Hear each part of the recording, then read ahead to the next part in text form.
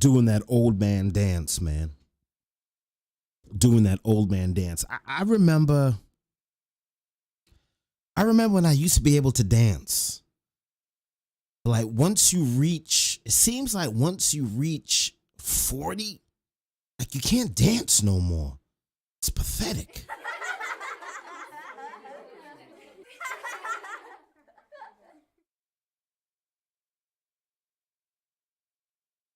Okay.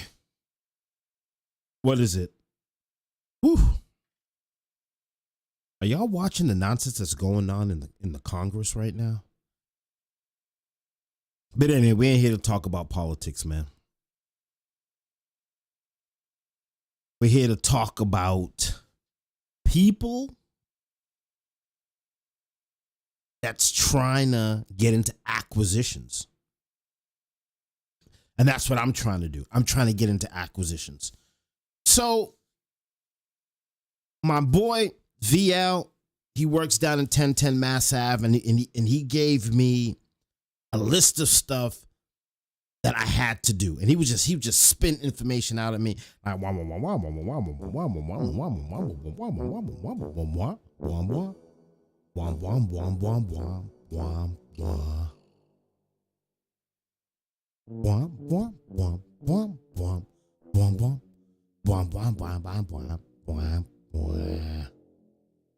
like, I didn't get it. I don't understand one word you're saying. I didn't get it. I have no clue what you're talking about. But he's been guiding me along the way to understand what really happens in acquisitions. So he said, yo, you got to come down to 1010 Mass Ave. I'll be on the desk on Thursday. You got to come down, speak to my boss, and we could guide you through the necessary steps, what needs to be done.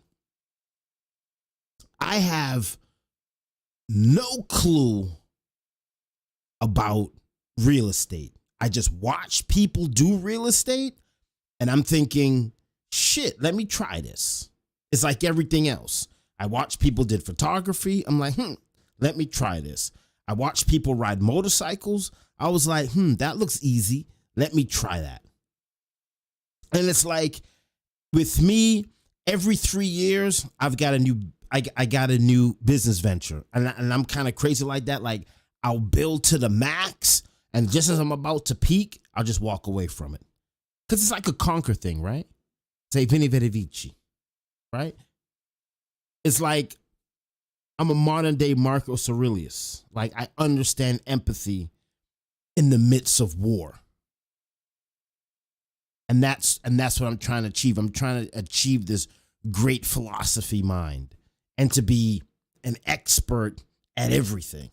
Like my goal is really to become a billionaire and then literally work at different shitty jobs for the rest of my life. I want to know what it's like to work in McDonald's. I'm not saying it's shitty, but I want to know what it's like to work at a cash register. I want to know what it's like to be on a garbage truck.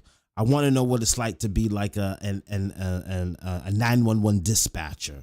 I wanna do these jobs. Like I just want to understand how the world works. And right now, we're just trying to understand how this real estate game really works. Because I know a lot of you guys will watch HGTV and you're like, oh man, I think I'm going to flip this house in 20 days. Or you go on Instagram and there's like every single dude on Instagram is like a multi-billionaire real estate person. So I wanted to go down to 1010 Mass Ave and figure out what the fuck is needed. Oops, sorry, can't swear on Facebook Live. What is needed to get to the bag? So I went down there. My man VL was like, yo, come down. Boom, boom, boom. I'm on the desk. Went down there. And 1010 Mass Ave has like this aura. Like, yo, you're going to go down there and there's going to be like people like, that's the wrong sound effect. See, I need a producer. That's what I wanted. 1010 Mass Ave is like this spooky building inspector that's gonna destroy your dreams. So I went down there and I was scared. I'm not going to lie. I was scared walking into the building because you just hear these horror stories. They kidnap your first kid and they're going to cut your liver out and they're going to sell it at City Hall. So you hear all of these things and you're like, is this even true? So I want to go down there today and experience it for myself. And I went down to 1010 Mass Ave and I was there for 2 hours. I was on the desk. It was a slow day. I was on the desk talking to VL and his boss, and it was probably the best 2 hours of my life. Like, no cap. Like, they just walked me through the steps that is needed to avoid disaster. And I think a lot of problem with our people is, the problem with a lot of our people is we take a lot of shortcuts. We don't know the law. We don't know the zoning. We have no clue what's going on. We have no clue about equity. We have no clue about funding. We have no clue about money. Like I was talking to my peeps the other day and I'm like, yo, if you got $30,000 in cash, you're like a millionaire. And everyone's like, yo, $30,000 is not a lot of money. Here comes the money. Here we go. Money talk. Here comes the money. Money, money, money, money. Are you crazy? If you have $30,000 in cash, there's a lot of things you could do with that. There's a lot of ways you could take that money and become a millionaire in one transaction. You could buy $1 million house.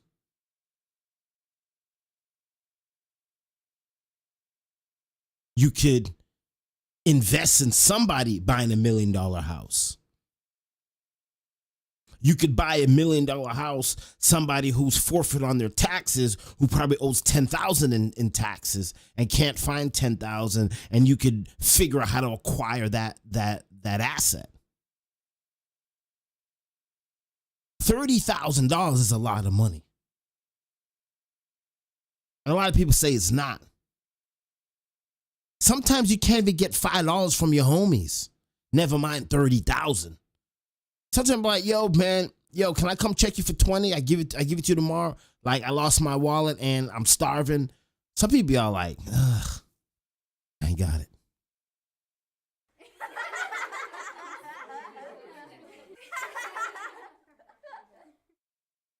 But then you see him on Facebook eating a lobster. And you're like, yo, that dude just stunned it on me.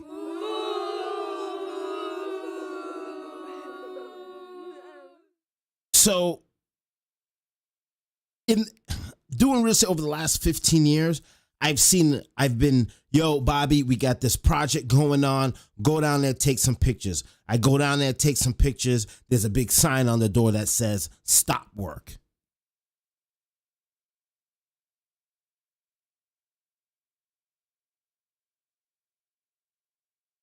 Yo, Bobby, we ready over here. Go down there, stop work.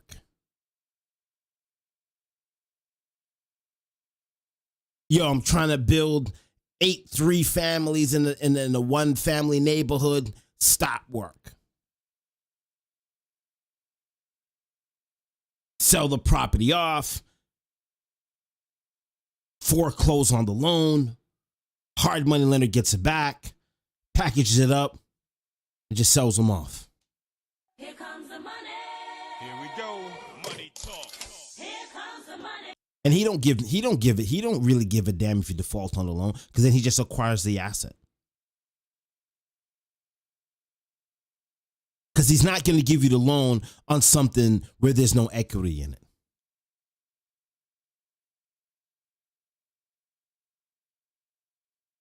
So these are the things that I see in my business, and I just want to figure out why. Why do we have these issues? So I went down and they walked me through it, like the parcel I'm trying to acquire. What's the occupancy? Well, it's a one family. Well, is that on file here? Let me check. And they check, comes up, okay, yeah, it's a one family house. Now I know it's a one family house. The real estate agent can't tell me it's a one family house. I know on file it's a one family house. With bedroom, shed in the back, legal driveway. Because I pulled the record on the address. The descriptions that these real estate agents be writing in the descriptions, a lot of it's bullshit. It's the game. I get it. You got to go down there before you buy a crib and pull all that information down. New appliances, blah, blah, blah, blah, blah, inside the unit. Well, that's cool. But the electrical box hasn't been updated since 1806. So that means now I got my nice stainless steel appliances, right? And if you're if you're in a Jamaican household, you know what that's like at Christmas time. Is you got to get the blender to make. You got the blender going to chop up the sorrel, right? You got the mixer going to do the rum cake, right? You got the microwave going. You got the toaster, the conventional oven going. You got the oven going. You got a lot of things going on. You got the kettle on. And you got to run downstairs every 2 minutes because you're popping the breakers. Pop, pop, pop, pop, pop. So when you go on these open houses, you got to pull all those records. And it will tell you the work that's been done. Or if the box is up to date, right? And they didn't pull a permit, is it up to code? Did somebody come down and inspect that?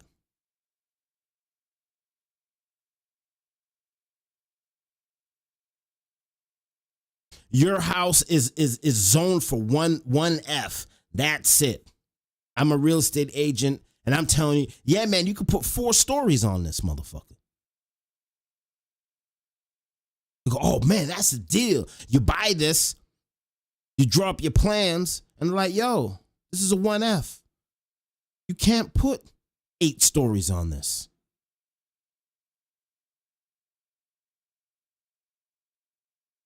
And this is just my experience. I'm just doing a daily blog on my experience trying to get my first acquisition done. I mean, there's a lot of y'all that already know this, but this is just content, right? This is just late night content, 2 o'clock in the morning. And I'm just telling you my day. So basically, Flippers is every single day is just me figuring out the steps for acquisition.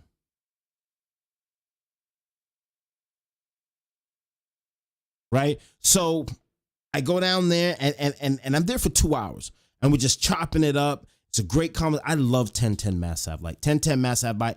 That might be my new club. I might go down there every week just to chill and kick it. Because I love it down there. I love the people down there. I love everybody working. I think it's just a good thing. And if I'm going to get into this line of work, I need to become friendly with everybody. And I need to have empathy and I need to have respect. I got to respect people. I got to understand that they're just doing a job. And if I get my plans right, then there is no issue. If I go by the book, there's no issue. If I start doing shortcuts, then there's an issue. Once there's an issue, then my money gets jammed up on the back end.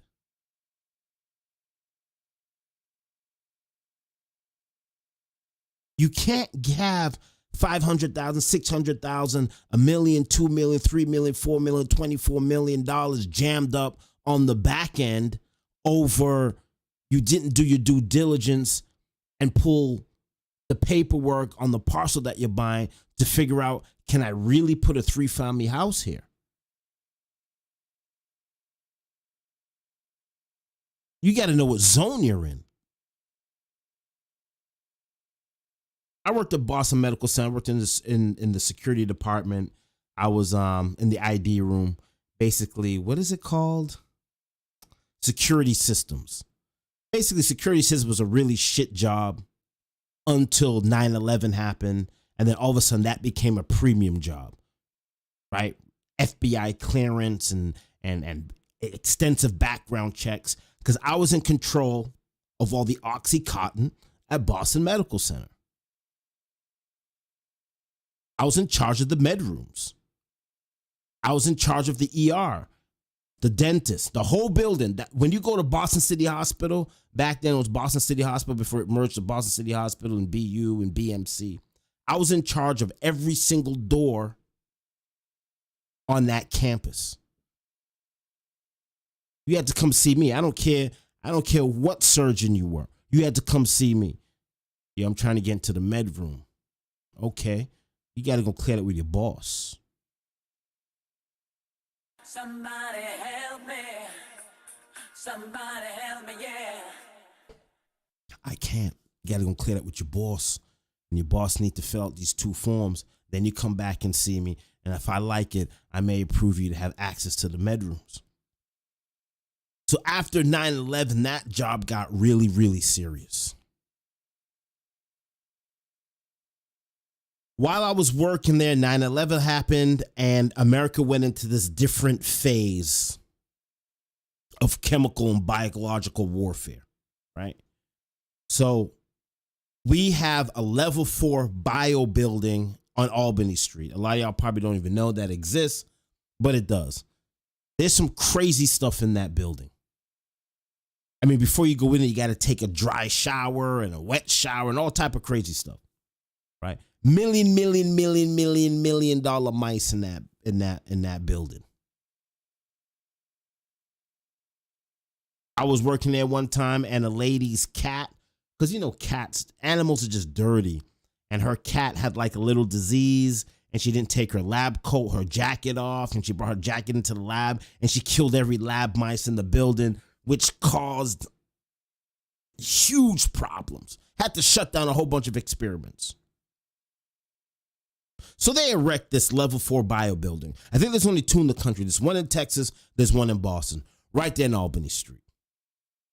It is constructed, right, that if you take a plane and hit the side of it, it doesn't collapse. It collapses onto itself. It's like stackable, right? There's like suspension in between each floor.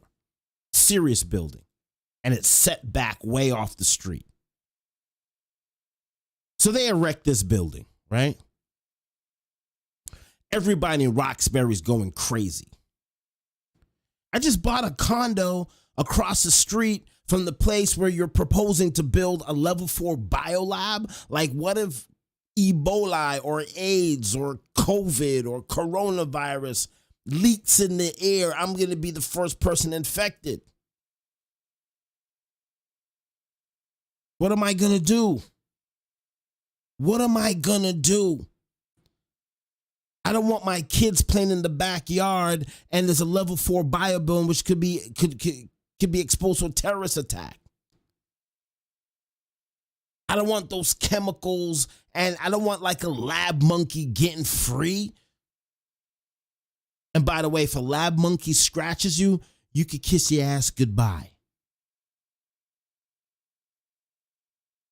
I don't want that in my neighborhood.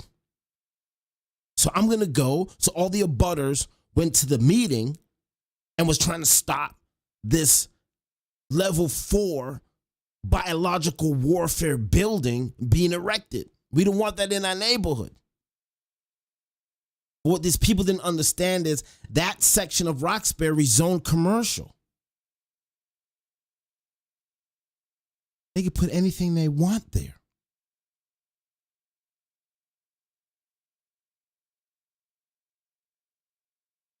So You're on Zillow. Well, Zillow wasn't around back then. There was no Zillow back then. But we'll just say Zillow right now. So you're on Zillow right now.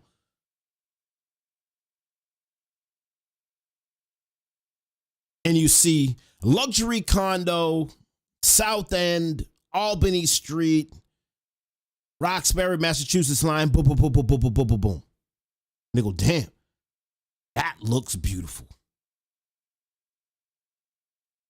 You've got to pull the zoning on that neighborhood. You got to go down and pull the address and go down to 1010, be like, yo, this neighborhood that I'm gonna buy my house in, what type of neighborhood is it? Could you guys help me out? Could you point me in the right direction? They'd be like, oh, okay, that's a commercial zone. Because it's a commercial zone, they could do anything they want in that commercial zone. It's not a residential zone. You can't put a level 4 laboratory in Lexington Center. You can't put a level 4 biolab in Braintree Center. You can't. I'm just saying. I don't know because I don't even know the zones.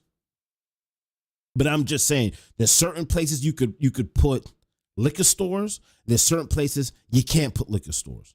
There's certain places you could put level 4 biological warfare buildings. There's places where you can't. There's places where you could put 3 families. There's places where you only could put a 2 family or a 1 family. There's places where you can't build because it's a wetland, it's a reservation. You can't paint your house yellow or green because the neighborhood has some type of bylaw that says every house, you can't change the windows. You can't. These are things that you got to go down to 1010 Mass Ave and figure out. And it just amazes me that people in this city don't have a great working relationship with them. Some people do, some people don't. There's a lot of things going on in this city that I'm just beginning to find out.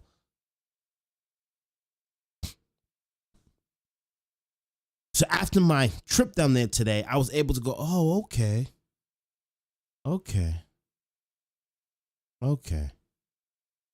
That is why that Burger King is there. That is why that school is there. That is why that's there. That is why all these neighborhoods are just 1 families. And then 2 streets over, there's a 3 family. Or I've noticed there's only 2 or 3 families in the neighborhood. But when I go down the block, like 7, 8 minutes, then everything's a 3 family.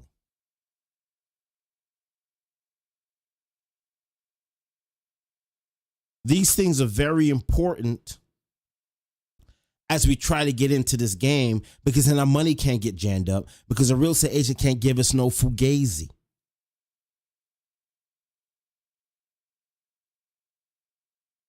Maybe you don't need an architect. So we hired a professional engineer because we want to put dormers on the parcel. No problem. How much you want? 2 G's? Boom, boom, boom. Whatever. I probably could have went down to 1010 Mass Ave and asked, hey, is there any structural drawings on this unit? Like, oh yeah, man, the owner came down. You got approved. Here's the drawings for the dormers. Boom. And I just have to, I need this permit because here's the plans. It's been approved. Blah, blah, blah, blah, blah, blah, blah, blah, blah. Oh, the setbacks is in.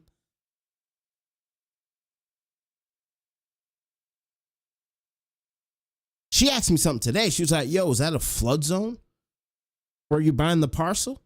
I'm like, huh?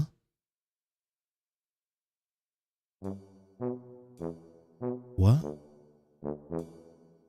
I thought a putty cat. Huh? What? Flood? What does that mean? Huh?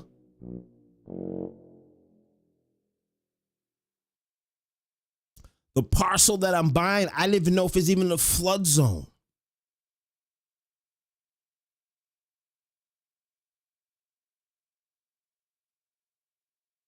So basically, my business plan has changed. So let's say I'm buying this parcel for a hold.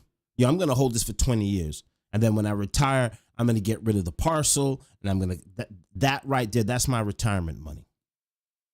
That's my retirement money, this parcel right here. Not doing the 401k nonsense. I ain't doing that. To me personally, I think 401k is nonsense, but whatever.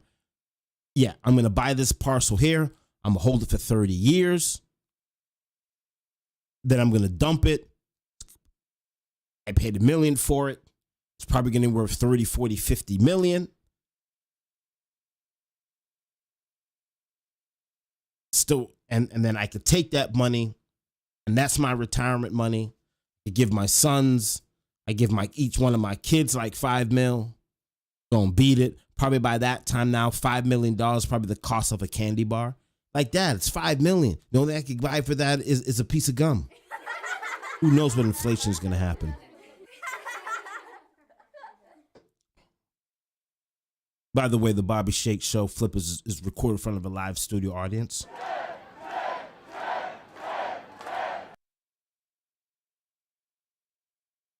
So let's say I buy this parcel and I'm thinking long term, I'm going to buy and hold this thing. I didn't necessarily check it was a flood zone, and I bought it off market. Yo, it was a great deal. Write the check, get it, boom. Because I'm thinking it's a 3-family, 4 rooms. It's something I could hold for 20, 30, 40 years.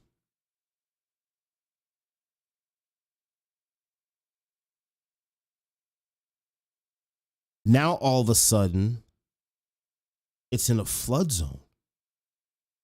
And global warming is picking up. Greenland is melting.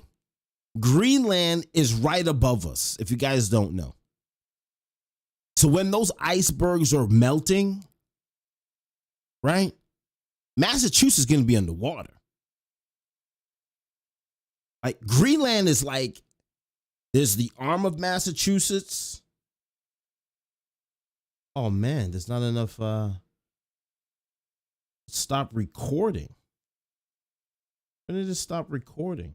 This is a great episode. How am I gonna get this content now? Oh, I could probably pull it off of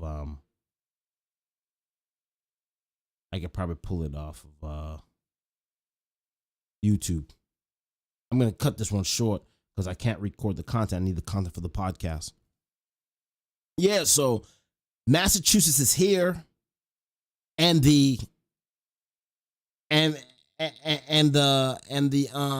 Greenland is right here. So now my buy and hold now turns to a flip. Because I didn't go down and I didn't figure out, is it a flood zone? Because in 10 years, my property is going to be underwater. So these are the things that you just need to figure out and do.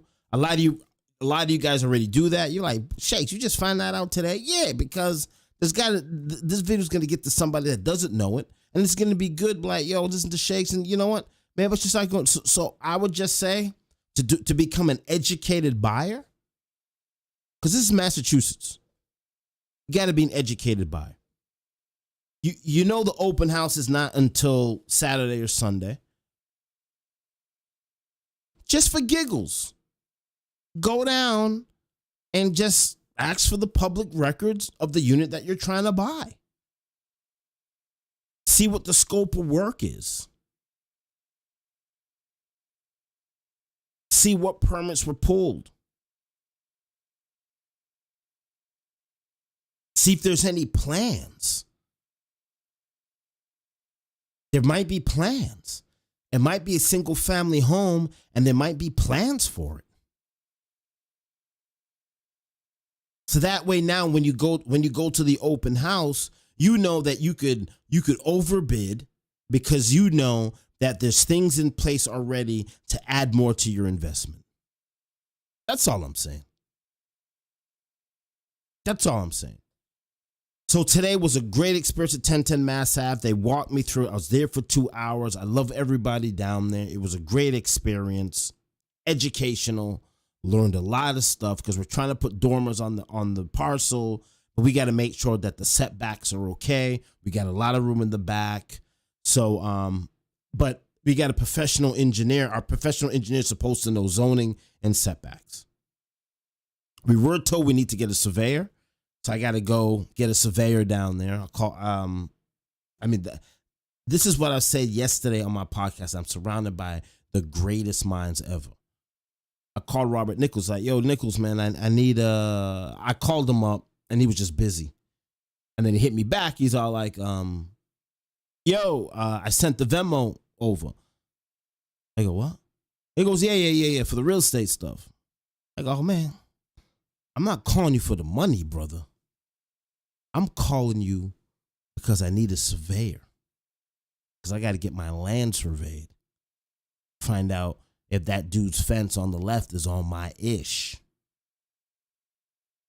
And he said to me, Shakes, you're the only person that wants more information than money. And I'm going to leave it with this. Everybody always wants to leave their kids with generational wealth. I want to leave money for my kid, leave money. You don't want to leave money for your children. You want to leave generational knowledge. So if you teach them how to fish, they can get more fish. If you just give them fish, once the fish run out, what are they going to do? And with the people that's in my corner, like I told you yesterday or this morning, because the podcast was late, but we'll just say yesterday, the people that's in my corner that's helping me get very, very close to acquiring this parcel, it's been amazing. It's like, yo, Rob, I need an architect and a and a professional engineer. Boom. Yo, I need a surveyor. Boom. I need a contractor. Boom. Electrician. Boom. Plumber. Boom. It's like boom, boom, boom, boom. That's because I'm in a good circle. So we're gonna get the surveyor out there. We're gonna talk about that, survey the land, see what the plot lines are. Boom, boom, boom. It's just amazing. And what was so great today, I know I want to end this. But I was down 1010 and I was all like, yo, the house got a driveway.